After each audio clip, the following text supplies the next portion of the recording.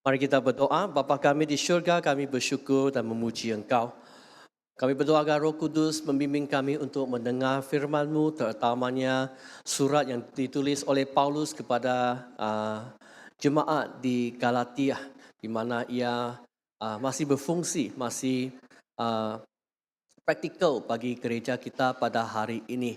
Jadi berikanlah kami hikmat dan kebijaksanaan untuk lebih memahami firman-Mu, supaya kita boleh mengetahui isi hati-Mu ya Tuhan. Berkatilah dan urapilah yang berbicara dan juga yang mendengar. Dalam nama Yesus Kristus kami berdoa. Amin. Shalom saudara dan saudara dalam Kristus. Tuhan beserta kamu. Amin. Pada pagi ini kita memasuki Galatia yang kelima, bahagian pertama dalam bab yang kelima ini, yaitu kita akan belajar mengenai kebebasan ataupun kemerdekaan di dalam Yesus Kristus. Nah, apa itu kebebasan? Apa itu freedom? Okey, dalam bahasa Inggeris. Apa itu kebebasan? Seringkali kebebasan kita memikirkan bahawa kebebasan itu bermaksud apa yang saya mau lakukan, saya boleh lakukan sahaja tanpa batasan. Betul ke tidak? Saya suka lakukan apa, saya lakukanlah. Itu kebebasan saya, itu hak saya. Seringkali ada juga dia punya dia punya senario yang berlainan. Apabila kita selalu katakan, kalau saya suka buat apa, saya boleh lakukan apa sahaja, itu maksud kebebasan. Seringkali kita juga katakan kepada diri kita, kalau saya menjadi kaya, saya boleh bebas melakukan apa sahaja. Jadi apa maksudnya? Bermaksud kekayaan itu boleh memberikan kita kebebasan. Betul ke tidak? Jadi bermaksud kalau saya kaya, saya boleh buat apa sahaja yang saya suka. Saya mau beli ini, saya beli ini. Saya mau beli kereta, saya beli kereta dan sebagainya. Jadi saya mau pergi melancong, saya pergi melancong sebab saya bebas. Itu hanya dari satu sudut pandangan mengenai kebebasan. Tetapi jarang juga kita tahu bahawa kebebasan adalah juga bermaksud perkara yang saya tidak mau lakukan, saya boleh tidak lakukannya. Okey, bermaksud contohnya seseorang yang ketagihan merokok. Okey, dia tidak boleh katakan dia bebas. Kenapa? Sebab kalau kita suruh dia jangan merokok, dan kalau dia ada niat untuk tidak mau merokok, kadang-kadang dia tidak ada itu daya untuk tidak merokok. Kenapa? Sebab dia sudah tertagih mah. Betul ke tidak? Jadi dia tidak ada kebebasan. Jadi sudut pandangan yang berlainan kita lihat, kebebasan juga bermaksud perkara yang saya tidak mau lakukan, saya ada kuasa untuk tidak melakukannya. Ataupun contoh dalam hari Minggu, saya bertekad saya tidak datang ke gereja lagi. Jadi kadang-kadang hari Minggu tak tahu kenapa itu katil ataupun tilam lebih selesa punya. Jadi saya tidak mau datanglah. Jadi itu bukan kebebasan. Banyak orang yang dia tidak mau menjadi orang Kristian sebab mereka selalu memikirkan selepas menjadi orang Kristian banyak perkara yang tidak boleh kita lakukan. Terutamanya kalau kita datang daripada suku kaum yang beradat, yang bertradisi dan sebagainya. Seolah-olah banyak perkara dalam kehidupan kita harus tinggalkan. Jadi seringkali saya tanya, apakah perkara yang mereka mau lakukan selepas mereka menjadi seorang Kristian? Seringkali apa yang mereka mau lakukan itu masih bersifatkan kedagingan. Masih bersifatkan ketamakan, mengutamakan diri sendiri. Contohnya, kalau saya jadi Kristian lepas saya jadi Kristian, saya tidak boleh beli toto sudah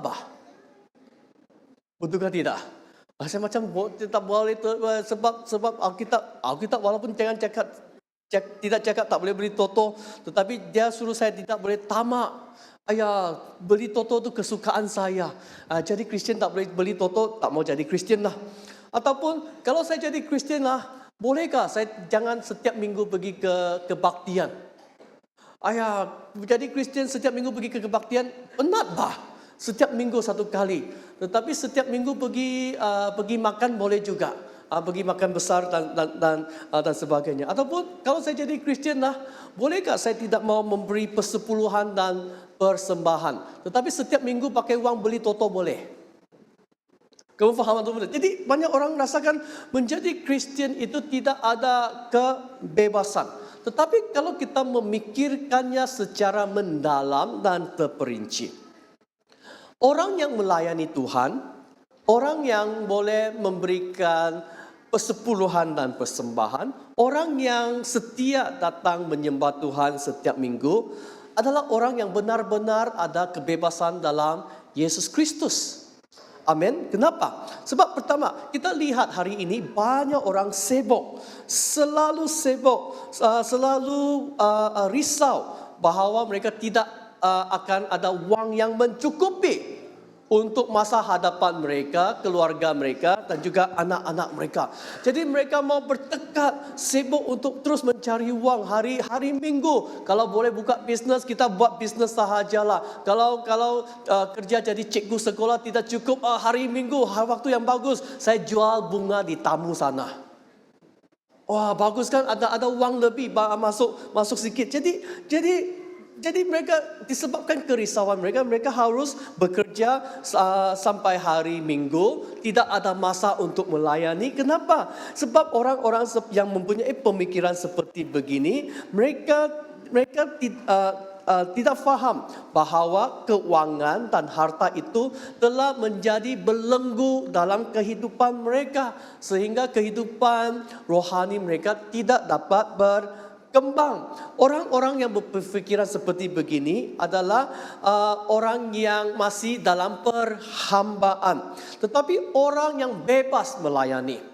Walaupun tahu, ya memang sibuk, tetapi masih memberikan masa untuk melayani dalam pujian dan penyembahan, siap kanak-kanak, muda-mudi dan sebagainya. Masih boleh memberikan persepuluhan dan persembahan kesyukuran walaupun ekonomi tidak bagus dan sebagainya. Adalah orang yang bebas di dalam Yesus Kristus. Sebab mereka bukan menjadi hamba kepada wang. Mereka tidak diikat oleh wang. Keputusan dalam kehidupan mereka bukan lagi daripada keuangan.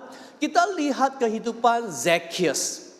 Zacchaeus, dia mendengar mengenai Yesus Kristus. Apabila Yesus masuk ke tempat dia mau bertemu dengan Yesus. Tetapi apa yang berlaku? Yesus berkata kepada dia, Zacchaeus, saya akan pergi ke rumah kamu malam ini. Jadi apabila dia tahu bahawa Yesus menerima dia, Yesus mengampuni dia, apa yang berlaku selepas itu? Nah, siapakah Zacchaeus? Zacchaeus dia adalah seorang pemungut cukai. Dia hanya mau terima sahaja.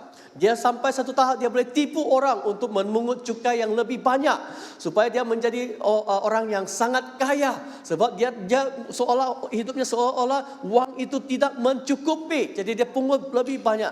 Tetapi apabila dia percaya kepada Yesus, dosa dia sudah diampuni. Apa yang dia lakukan adalah jika Yesus, separuh daripada harta ini saya berikan kepada orang-orang yang miskin. Dan dia katakan, kalau saya ada menipu orang itu, saya akan membayar balik 4 kali ganda. Wah, kenapa tiba-tiba Zacchaeus dia mempunyai kebebasan untuk memberi? Sebab dia tahu kebebasan itu hanya berlaku di dalam Yesus Kristus. Sebelum Yesus Kristus datang, dia adalah orang yang tamak, orang yang sombong, orang yang kedekut. Hidup dia seolah-olah dikuasai, di dalam belenggu, diperhambakan oleh keuangan.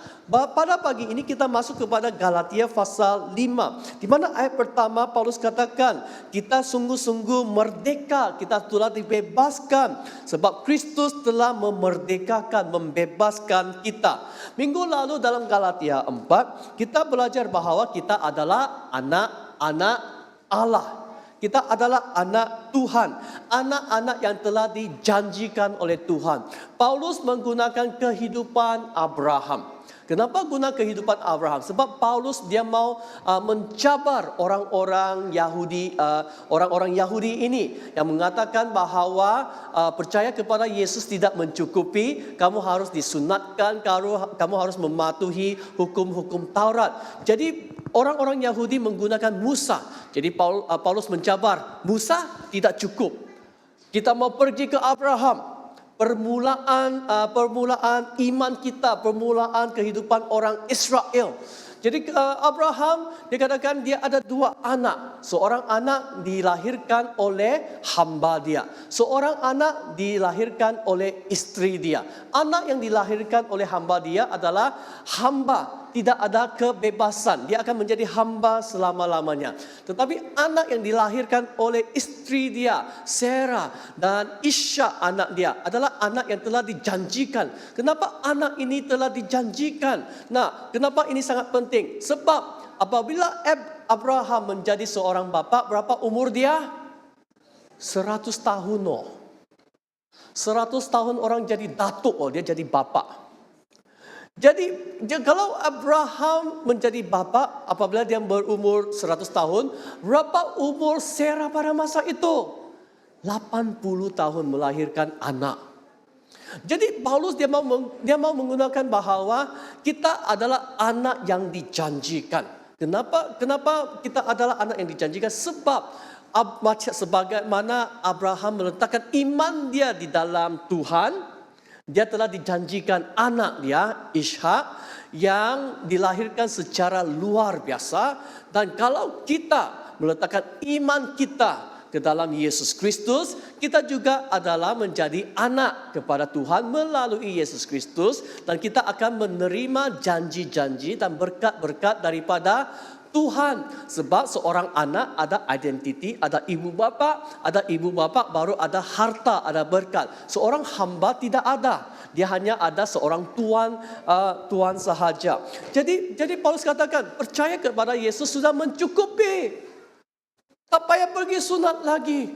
Tak payah pergi mematuhi hukum-hukum Taurat ini. Kamu tahu ada berapa hukum Taurat orang Yahudi? 613 . Mau hafal 613 pun susah. Betulkah tidak? Kita mau hafal 10 hukum pun susah. Betulkah? Apakah hukum pertama? Nah, kamu pun tidak tahu sudah. Betulkah tidak? 613. Jadi tidak perlu lakukan apa-apa. Jadi mungkin kamu katakan, ayo pastor, kalau percaya kepada Yesus tidak perlu lakukan apa-apa. Hanya percaya Yesus sudah mencukupi. Oke, dan saya tidak perlu lakukan apa-apa. Saya masih ada keselamatan. Saya boleh pergi ke syurga. Betulkah tidak? Jadi saya tidak perlu datang ke kebaktian minggu lah. Sebab tidak perlu datang ke kebaktian minggu ataupun tidak boleh menjejaskan kehidupan kekal saya. Betul loh di Galatia. Tetapi kenapa kita mau melayani? Kenapa kita mau datang menyembah Dia? Adalah sebab kasih kita. Kita respon kepada kasih yang Yesus telah berikan kepada kami. Amin. Ada sepasang suami istri, dia mendengar khotbah daripada seorang pendeta. Jadi pendeta ini dia katakan, ini apa yang pendeta ini katakan, bukan saya katakan.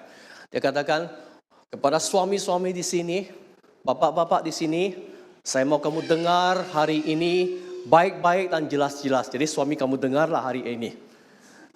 Mungkin kata-kata saya akan menyinggung hati kamu, kamu tidak akan suka saya pada hari ini. Tetapi saya mau memberitahu kebenaran ini kepada kamu, bapak-bapak, suami-suami di sini. Dia katakan, tanggung jawab istri bukan memasak. Wah, istri gembira, haleluya. Ada pendeta sudah cakap dan dia yang istri duduk di sebelah suami tegur dia. Nah, bukan kau lapar kau masak sendiri, bukan tanggung jawab saya. Pendeta teruskan. Nah, saya tahu kamu sudah tidak suka saya, tetapi saya mau memberitahu kebenaran ini. Oke, memasak bukan tanggung jawab istri. Cuci baju bukan tanggung jawab istri. Woi, gembira lagi. Woi, bersorak sudah semua istri-istri di dalam jemaat itu. Wah, haleluya, puji Tuhan. Semua keluar sudah. Wah, suami pun diam-diam sudah. Diam-diam sudah. Dan lepas itu, memasak bukan tanggung jawab istri. Cuci baju bukan tanggung jawab istri. Kasih bersih rumah bukan tanggung jawab istri. Semua istri katakan, oh amin, hai, haleluya. Wah, istri pun cakap amin lah. Kamu tidak gembira bah? Tapi istri di gereja ini gembira, amin, gembira. Dan pendeta ini terus katakan, tanggung jawab istri hanya ada 2 sahaja. Pertama, dia harus taat kepada Tuhan. Kedua, dia harus taat kepada suami dia. Jadi dia beritahu kepada istri, istri, kalau kamu taat kepada suami kamu, bila suami kamu suruh masak, masaklah. Haleluya. Terus istri tidak gembira sudah. Jadi adakah kita ni, kalau kita sudah kawin, oh suami saya mengasihi saya hanya percaya kepada suami saya, tidak perlu melakukan apa-apa, tidak.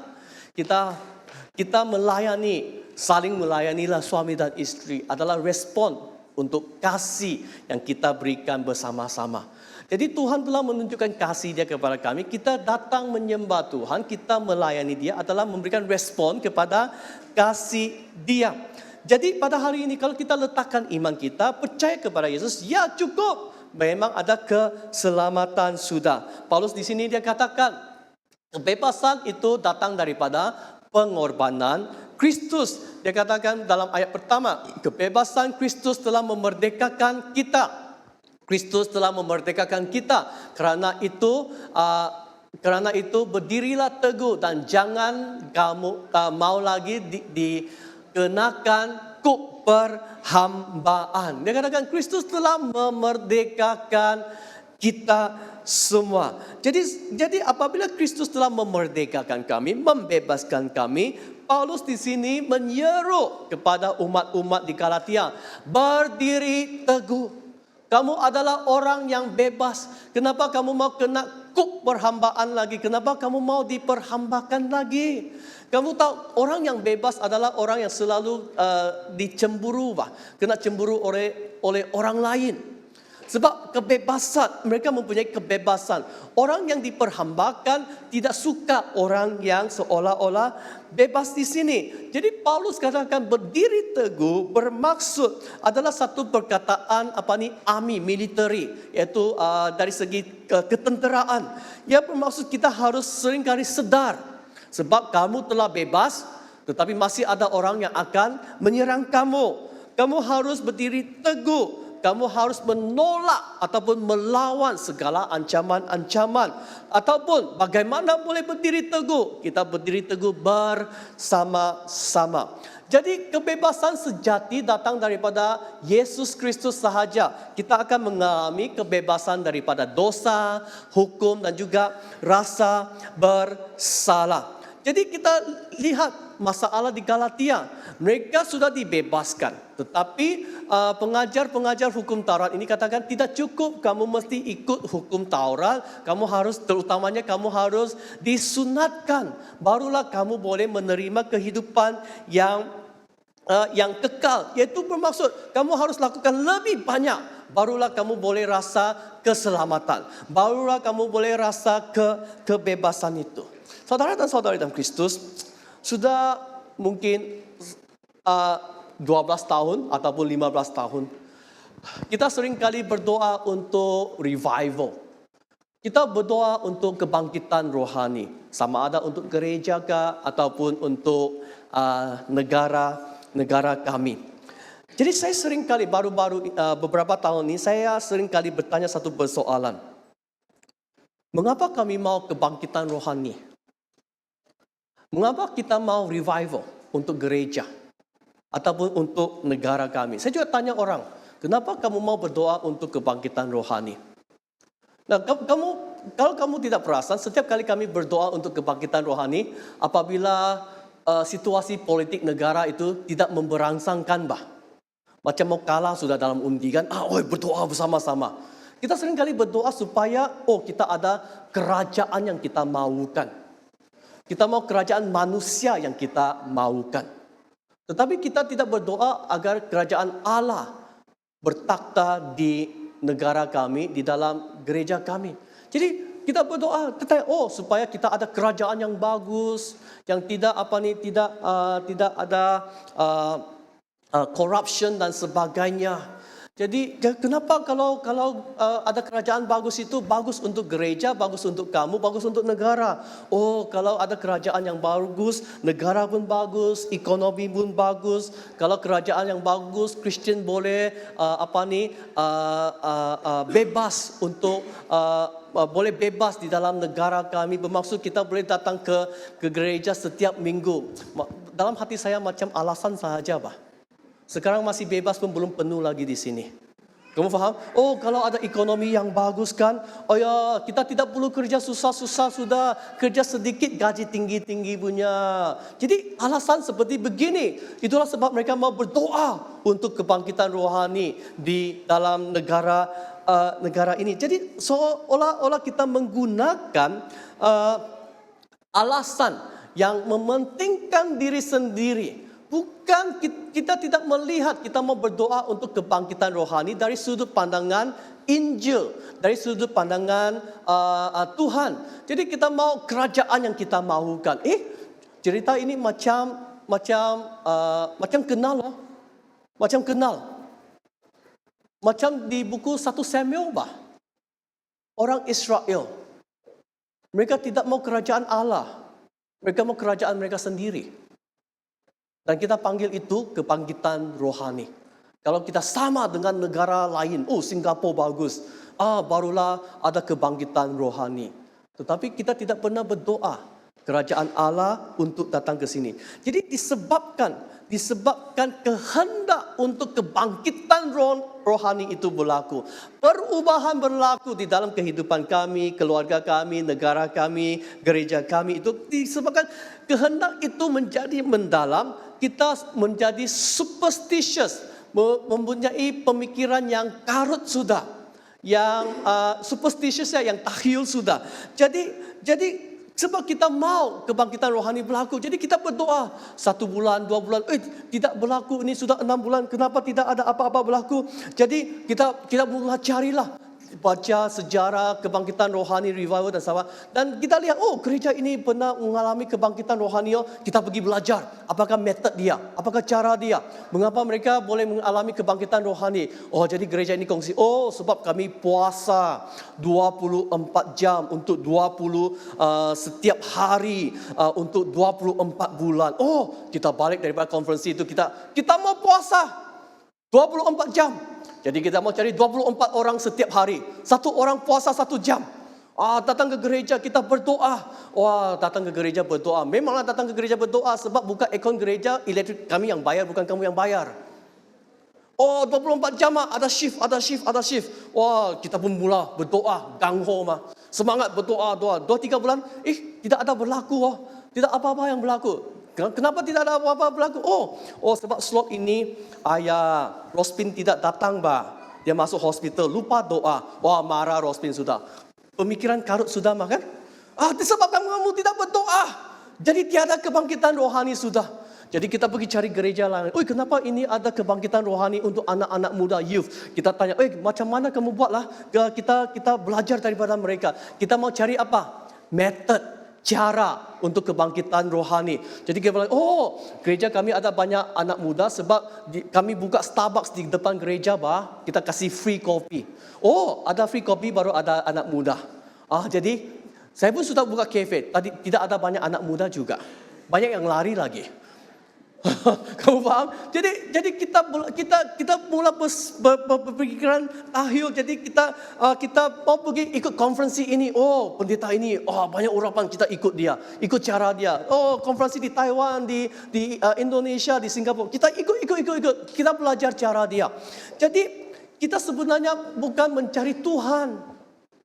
Kita mencari cara untuk kebangkitan rohani, dan kita diperhambakan dengan teknik untuk kebangkitan rohani. Jadi kita mau ikut sini dan menjadikan gereja seolah-olah banyak acara. Kita mau buat KKR lah, kita mau buat konferensi penerobosan rohani lah. Kita ikut cara mereka, gereja ini modern mau kasih gelap gereja, lepas tu beli lampu lagi. Saya, kasih gelap gereja, beli lampu lagi. Kasih gelap lah, apa mau beli lampu lagi? Kamu faham? Mau spotlight lagi dan sebagainya supaya kebangkitan rohani pun datang. Saya pernah berfikir, Yesus tidak perlu pakai semua ini, tidak perlu pakai LED screen, tidak perlu pakai mikrofon. 5,000 orang ikut dia. Kenapa? Kenapa? Oh, kira-kira dia Yesus mah, saya bukan Yesus. Tidak, bukan masalahnya. Jadi kita mau cari dia punya cara. Jadi kita mula berpikiran tahyul. Jadi kita diperhambakan dengan teknik-teknik untuk mendapatkan kebangkitan rohani. Saudara dan saudari dalam Kristus, kalau kita mau kebangkitan rohani, ia bermula daripada jemaat dia, umat-umat dia bersatu dan datang bersama-sama berdoa. Amin. Baru-baru ini saya mendengar seorang yang mengatakan, kita sering kali mencari cara untuk kebangkitan rohani. Kita lihat di sini ada kebangkitan rohani, kita pergi sana. Saya rasa bersalah dalam semua aspek ini. Sebab beberapa tahun ini saya memang cari cara bagaimana mau membangkitkan gereja Semak. Tetapi tahun ini sangat jelas, kita harus kembali kepada Alkitab.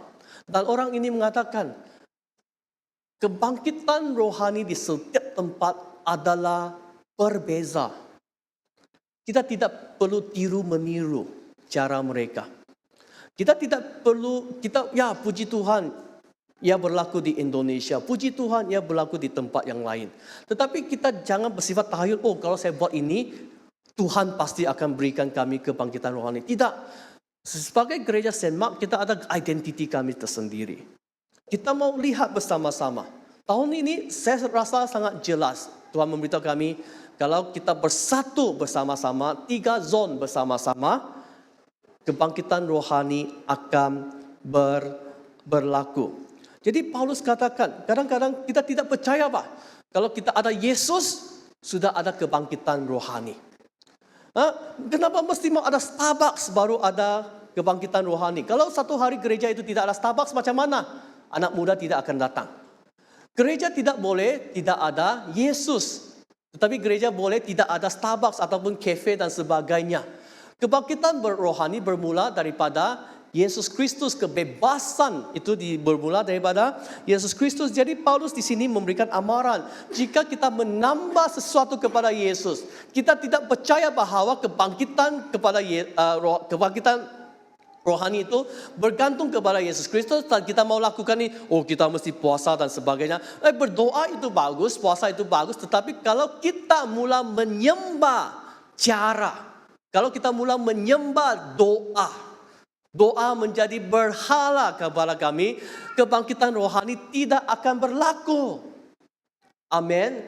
Kebangkitan rohani berlaku apabila kita datang kepada Yesus, kita percaya kepada Yesus bersama-sama. Paulus memberikan amaran, kalau kita menambahkan sesuatu, pertama, Yesus menjadi tidak mempunyai nilai kepada Anda.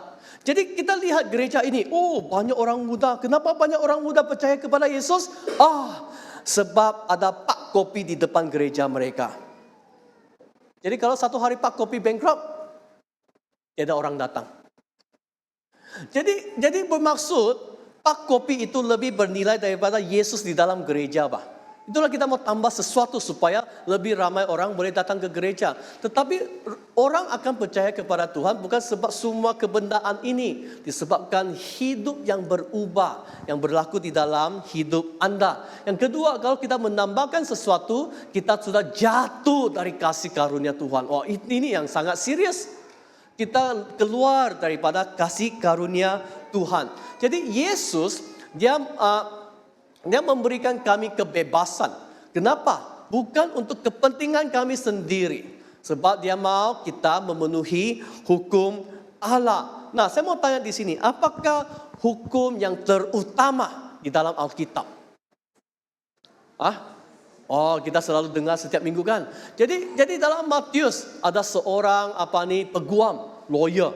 Dia tanya Yesus, yang manakah hukum terutama dalam hukum Taurat? Berapa hukum Taurat? 613.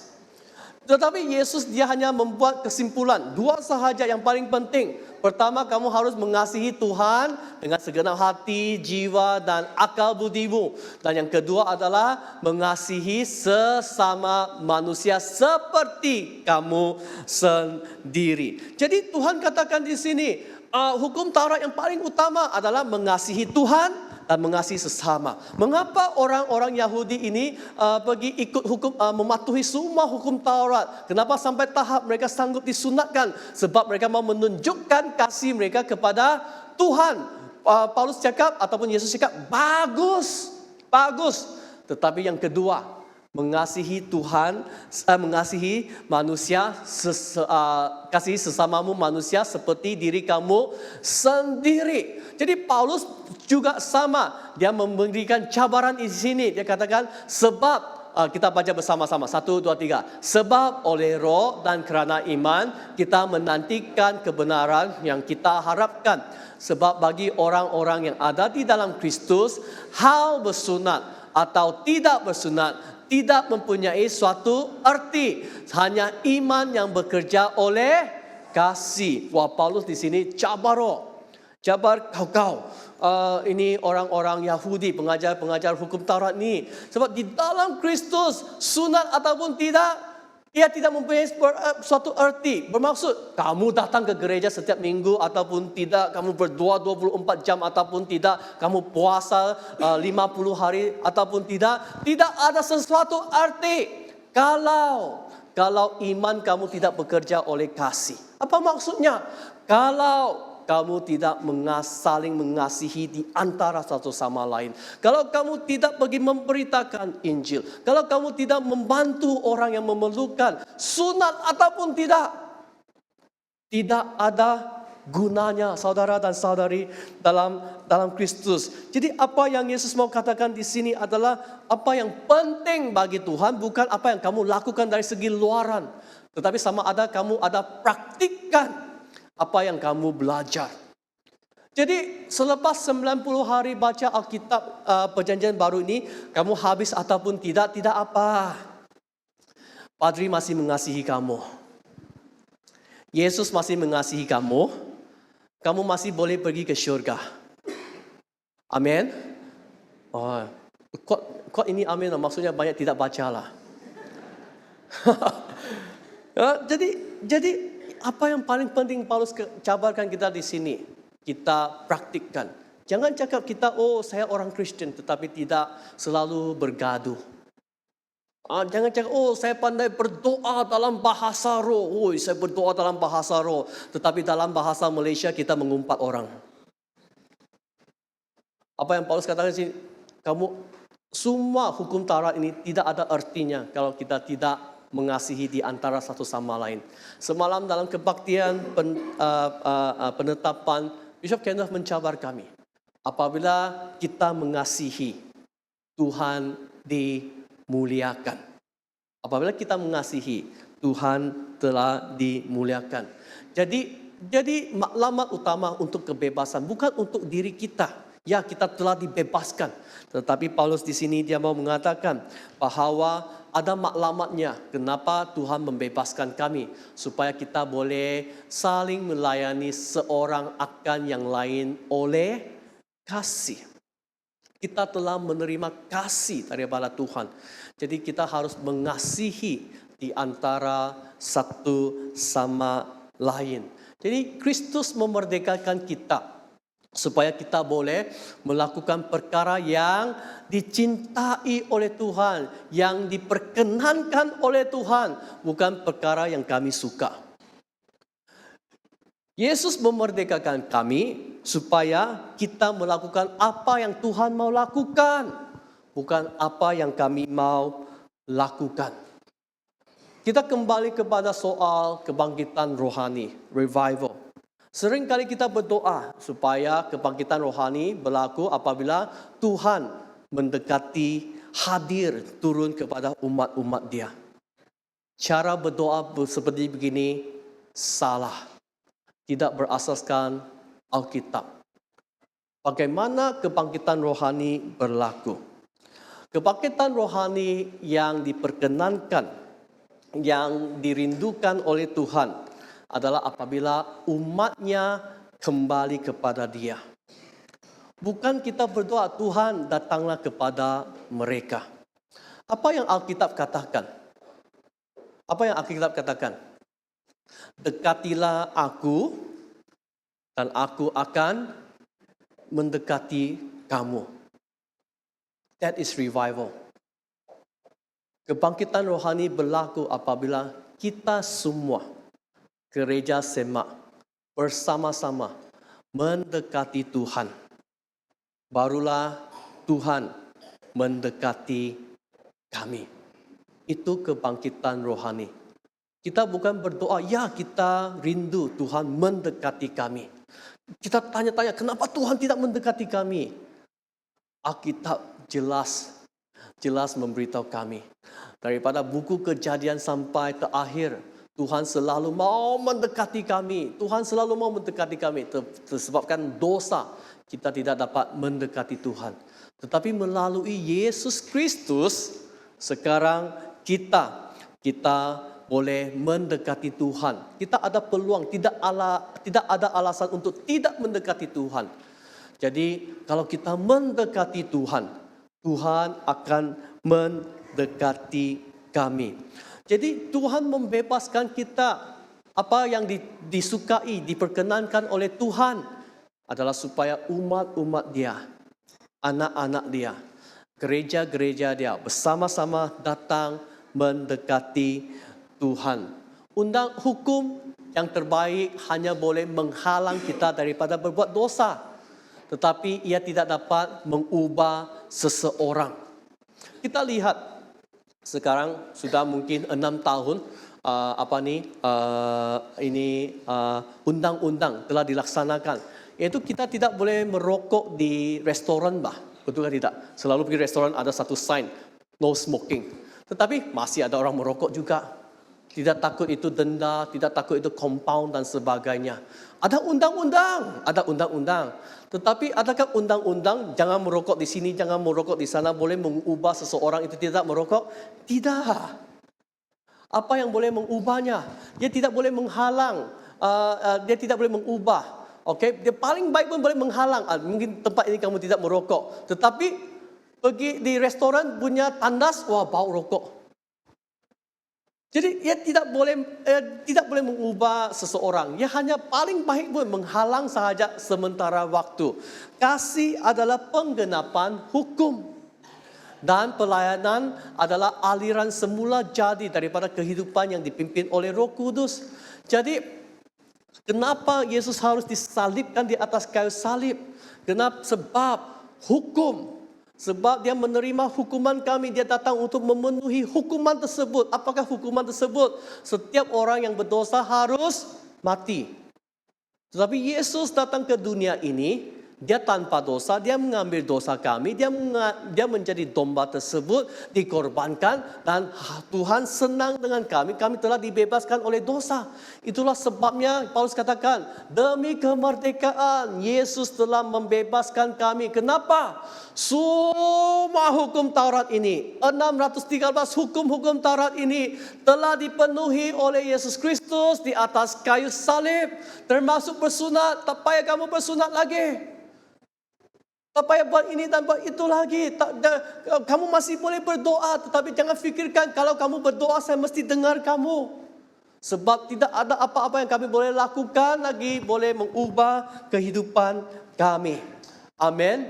Saya mau akhiri khotbah ini dengan penginjil Wang Mingtao daripada negara China.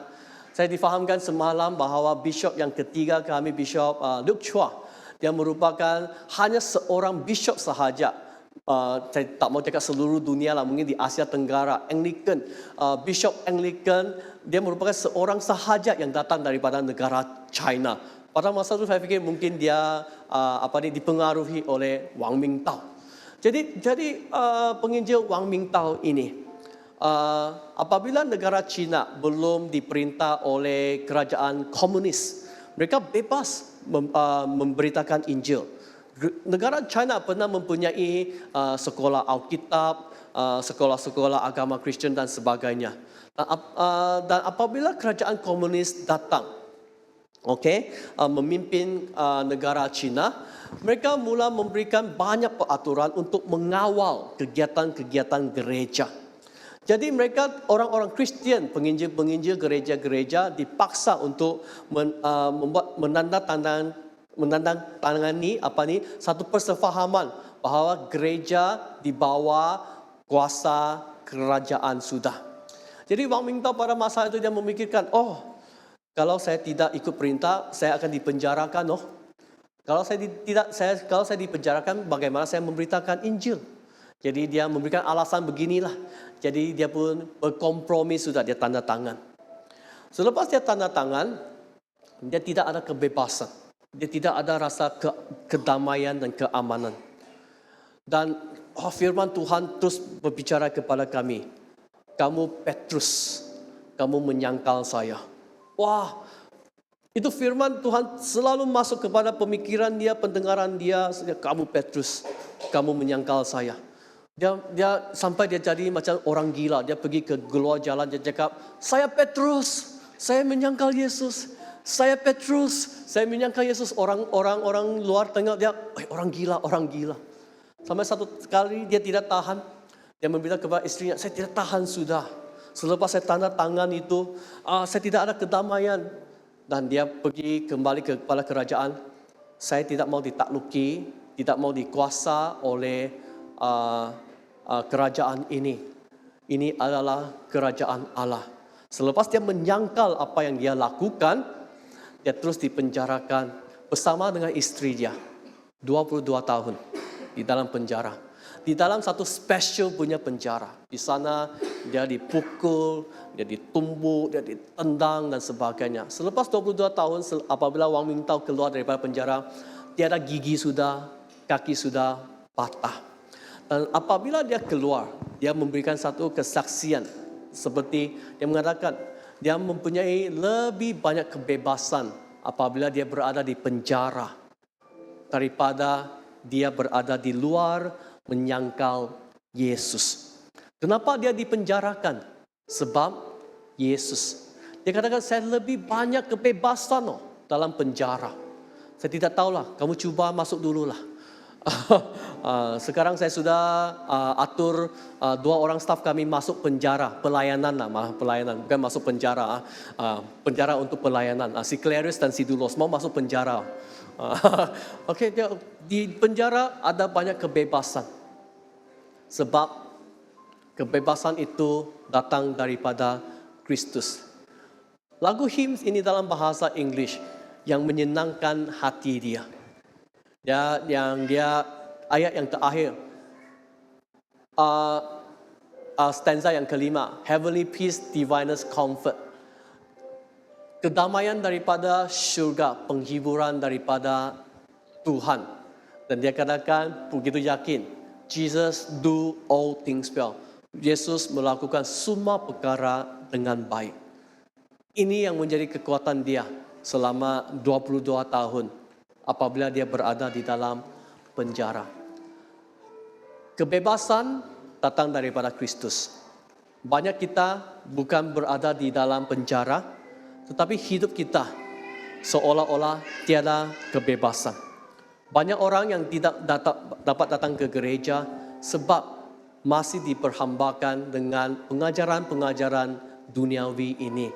Dengan kuasa, kekayaan, dan keberjayaan. Saudara dan saudari dalam Kristus, Yesus telah memerdekakan kami. Janganlah kami diperhambakan lagi. Amin. Mari kita berdoa.